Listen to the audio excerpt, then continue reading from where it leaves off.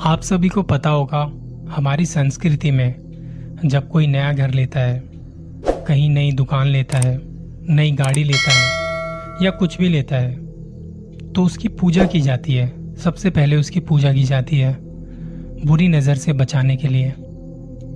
मेरे पड़ोस में एक गढ़वाली फैमिली रहती थी। 10-12 सालों से ही वो यहाँ किराए पर रह रहे थे। थोड़े टाइम पहले उन्होंने अपना एक घर लिया फरीदाबाद के एक गांव में। उस जगह का नाम मैं आपको बता नहीं सकता, क्योंकि फिर लोगों की धारणा वैसे ही बन जाती है उस जगह को लेकर। तो जब उन्होंने वहां घर लिया तो हमें भी वहां बुलाया गृह प्रवेश की पूजा के लिए। महीने के दूसरे शनिवार के दिन जब छुट्टी थी, हम गए वहां पर, और भी कुछ उनकी जान पहचान वाले लोग वहां आए हुए थे। थोड़ी देर में वहां पंडित जी भी आए और पूजा करनी शुरू की। अब ये जो घर था, इस घर के पास एक काफी पुराना सा और बड़ा सा बरगद का पेड़ था, जो कि नीचे से तो हरा भरा था, लेकिन ऊपर से सूख चुका था। ऐसा माना जाता है कि अगर कोई बरगद का पेड़ ऐसे हो तो उसे अच्छा नहीं मानते। ऐसे पेड़ों पर ब्रह्म राक्षस होते हैं, ये माना जाता है। साथ ही साथ उस पेड़ की डालियां उस घर की छत से भी टकरा रही थी, मतलब छत को छूते हुए वहां नीचे की ओर लटक रही थी। तो इस पर पंडित जी की नजर पड़ी। उन्होंने कहा अंकल जी को कि आपको इन्हें हटवा देना चाहिए था, ऐसे ठीक नहीं होता। अगर किसी के घर पर बरगद की डालियां छू रही हो तो अंकल जी ने कहा ठीक है, जैसा आप कहें पंडित जी। पंडित जी ने पूजा शुरू की। जो कोई लोग वहां आए हुए थे सब वहीं आसपास में उनके साथ कुछ दरी वगैरह बिछा के बैठ गए थे। बीच में अग्नि प्रज्वलित की थी और पंडित जी अपने मंत्र वगैरह पढ़ने में लगे थे। उन्हें अभी 2 मिनट ही हुए होंगे कि ऐसा लगा, ऐसा सुनाई दिया, जो वो मंत्र पढ़ रहे हैं उनके साथ साथ वो मंत्र कोई और भी पढ़ रहा है। पंडित जी थोड़ा रुके तो वो आवाज भी बंद। फिर उन्होंने मंत्र पढ़ने दोबारा से शुरू किए। उन्हें फिर लगा जैसे कि कोई और भी उनके साथ वो मंत्र दोहरा रहा है, वो मंत्र पढ़ रहा है। पंडित जी ने वहां बैठे लोगों से पूछा कि आप लोगों ने कोई आवाज सुनी? तो हमने कहा कि कैसी आवाज पंडित जी? उन्होंने कहा मेरे साथ साथ कोई और भी मंत्र पढ़ रहा है, और हम में से वो आवाज किसी को भी नहीं सुनाई दी थी। पंडित जी ने पूजा दोबारा शुरू की और मंत्र पढ़ने लगे। उन्हें फिर लगा कि उनके साथ साथ कोई और भी है, किसी और की भी आवाज सुन पा रहे थे वो उन मंत्रों को दोहराने की। इस बार उन्होंने इस बात पर ध्यान ना देते हुए पूजा संपन्न की, सबको प्रसाद दिया और अंकल जी से अकेले में बात की। उन्हें बताया कि आपके घर में कोई दोष है, आप मानो या ना मानो पर आपने ये घर गलत ले लिया है, आपको इसके बारे में पहले पता कर लेना चाहिए था। अंकल जी ये बात सुन के थोड़े परेशान से हो गए थे। एक आम इंसान अपनी जिंदगी भर की जमा पूंजी से एक घर बना पाता है, और कोई आपसे आके एक झटके में कह दे कि आपने ये घर गलत ले लिया है, तो सोचिए आपकी भी हालत क्या होगी। अंकल जी ने कहा तो पंडित जी अब इसका कोई उपाय बताइए, क्योंकि मैं नहीं चाहता कि इससे मेरे परिवार में कोई दिक्कत आए, उन पर कोई असर पड़े। देखिए, इंसान चाहे जैसा भी हो हमेशा अपने परिवार का भला ही चाहता है। पंडित जी ने कहा कि मुझे 2 दिन का समय दो, मैं फिर आपको बताता हूँ। उन्होंने अपनी दक्षिणा ली और चले गए। हम सब ने खाना वगैरह खाया और वहां से चल दिए। अंकल जी घर के बाहर उस बरगद के पेड़ की ओर देख रहे थे, सोच रहे थे कि उन्होंने ये घर लेके गलती तो नहीं कर दी। उस रात अंकल जी आंटी के साथ किचन में थे और उनके बच्चे दूसरे कमरे में स्कूल का होमवर्क कर रहे थे। अंकल जी चुपचाप से थे, क्योंकि दिन वाली बात अभी भी उनके मन में थी। उन्होंने आंटी जी को ये बात बताई तो आंटी जी ने कहा कि हम कुछ करवा लेंगे, आप फिक्र मत करो। वो बच्चों को उनके कमरे में देखने गई तो बच्चे आराम से अपने काम में लगे हुए थे। अंकल जी जब खाना बना रहे थे तो उन्हें कुछ आवाजें सुनाई देने लगी, जैसे कोई मंत्र पढ़ रहा हो। उन्होंने वो आवाज सुनते ही झट से खिड़की के बाहर देखा।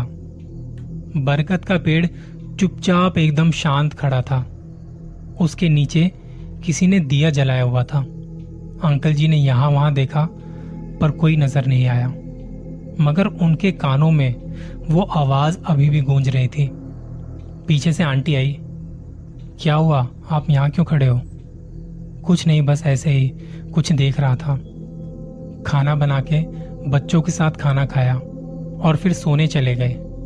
बच्चे अपने कमरे में आराम से सो रहे थे और अंकल जी, उनकी तो नींद ही उड़ी पड़ी थी जब से पंडित जी ने बताया था। वो रात में उठ के फिर से उस पेड़ को खिड़की से देखने लगे। तभी उन्हें कुछ आवाज सुनाई दी। बच्चों के कमरे से कुछ मंत्र वगैरह पढ़ने की आवाज आ रही थी। अंकल जी दौड़ के उनके कमरे की तरफ भागे। देखा तो बच्चे आराम से सो रहे थे और वो आवाज वहीं कहीं से आ रही थी। तभी आंटी जी के चीखने की आवाज आई। अंकल जी जाके देखते हैं तो आंटी अभी भी सो रही थी और फिर अचानक से उन्हें किसी के हंसने की आवाज सुनाई दी, जो कि बहुत भयानक हंसी थी। वो खिड़की के पास खड़े रहे और बस उस पेड़ को देखे जा रहे थे। जैसे तैसे सुबह हुई। वो सारी रात ठीक से सो नहीं पाए। उन्हें इंतजार था कि पंडित जी कुछ बताएंगे, पर उस दिन उनका फोन नहीं आया। अगले 2-4 दिनों तक उनका कोई फोन नहीं आया। फिर थक हार के अंकल जी ने खुद उनको फोन किया तो पता चला कि वो अस्पताल में एडमिट हैं। उनके घर वालों ने बताया जब वो आपके यहाँ से पूजा करके घर लौट रहे थे तो उनकी स्कूटी का एक्सीडेंट हो गया था। अभी उनकी हालत ठीक है पर किसी से बात नहीं कर सकते।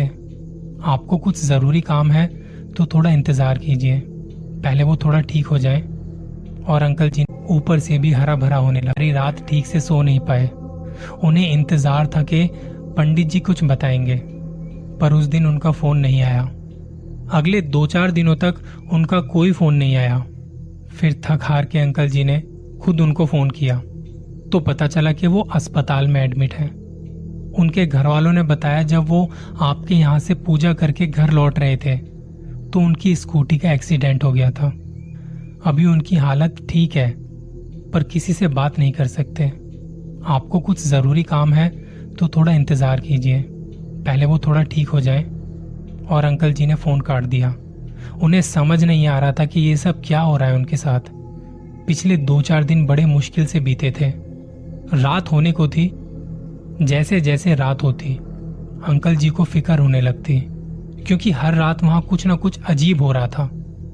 अंकल जी घर के नीचे जाके मेन गेट पर बैठ गए, ये देखने के लिए कि दिया कौन जलाता है। रोज रात को वहां दिया जलता था। 12:15 बजे वहां एक आदमी आता है जो दिया जला रहा था। अंकल जी उसके पास जाके पूछते हैं, आप कौन हैं और यहाँ दिया क्यों जलाते हैं? उन्होंने बताया कि ये घर पहले जिनका था, वो मेरे करीबी मित्र थे। उनकी आत्मा की शांति के लिए मैं यहाँ रोज दिया जलाता हूँ। आज थोड़ा लेट हो गया, कुछ काम पड़ गया था। अंकल जी ने पूछा कि आपसे कुछ बात करनी है। दरअसल मैं जब से इस घर में आया हूँ कुछ ना कुछ अजीब हो रहा है मेरे साथ। मुझे पंडित जी ने भी बताया था कि कुछ तो है यहाँ पे, और जब वो जा रहे थे तो उनका एक्सीडेंट हो गया। ऐसा क्या है इस घर में?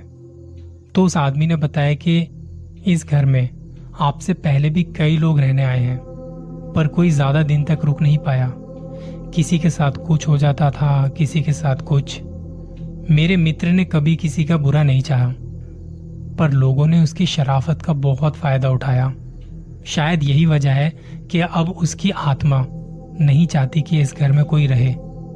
मैं आपको यही कहूंगा कि कुछ गलत तरीके से इस घर का इस्तेमाल नहीं करना, मत करना, और ना ही कुछ छेड़छाड़ करना। इतना कह के वो चला गया। अंकल जी घर में वापस आ गए। बच्चों के कमरे में देखा तो वो आराम से सो रहे थे। आंटी भी अपने कमरे में सो रही थी। उस रात घर में कुछ नहीं हुआ। अगले दिन अंकल जी किसी दूसरे पंडित जी को घर लेकर आए। उन्हें सारी बात बताई। उन्होंने घर में सुख शांति के लिए पाठ किए। लगातार 7 दिनों तक वो रोज आते और पाठ करके चले जाते। 8वें दिन जब पंडित जी आए तो उन्होंने पाठ करने के बाद उस बरगद के पेड़ को देखा तो वो पेड़ ऊपर से भी हरा भरा होने लगा था।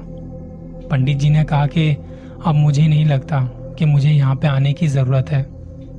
आप हर शाम इस पेड़ के पास एक दिया जलाया कीजिए। इस घर के सारे दोष अब दूर हो चुके हैं। इस पेड़ का हरा भरा होना इस बात की निशानी है। घर के आसपास पेड़ों का सूख जाना ये बताता है कोई नकारात्मक ऊर्जा है आपके घर के आसपास या शायद आपके घर में, जो नहीं चाहती कि वहां आप रहें। ये बातें सुनने के बाद अंकल जी ने पंडित जी का धन्यवाद किया और वो चले गए। जाने से पहले उन्होंने पहले जो पंडित जी आए थे उनके बारे में बताया तो पता चला कि बहुत पहले इस घर में वास्तु दोष के नाम पर इस घर के पुराने मालिक से ना जाने कितनी बार पूजा करवाई थी, और ऐसा करके वो बस उन्हें लूट रहे थे, उन्हें डरा रहे थे कि घर में ये करवा लो वो करवा लो, पर असल में इस घर में कुछ था ही नहीं। शायद उन्हें इसी की सजा मिली है। पंडित जी अपनी दक्षिणा लेकर चले गए। रात के वक्त जब अंकल जी खिड़की से उस पेड़ को देख रहे थे तो उन्हें जरा भी अजीब नहीं लगा। वो घर के मेन गेट पर आए, वहां एक दिया जलाया, पेड़ के पास एक दिया जलाया और दोनों हाथों को जोड़कर सिर झुकाकर कहा कि आपके घर को कभी कोई नुकसान नहीं पहुंचाऊंगा। ये घर अब मेरा भी घर है। इतना कहते ही एक हवा का झोंका उन्हें छूकर चला गया। उन्होंने ऊपर पेड़ की तरफ देखा, उसकी डालियां हिल रही थी और पत्ते लहरा रहे थे, जो शायद ये बता रहे थे कि अब तुम इस घर में सुरक्षित हो। कहानी कैसी लगी जरूर बताना। जल्द मिलूंगा किसी और कहानी के साथ। और हाँ, अपना ख्याल रखिएगा, कहीं किसी की नजर आप पर तो नहीं।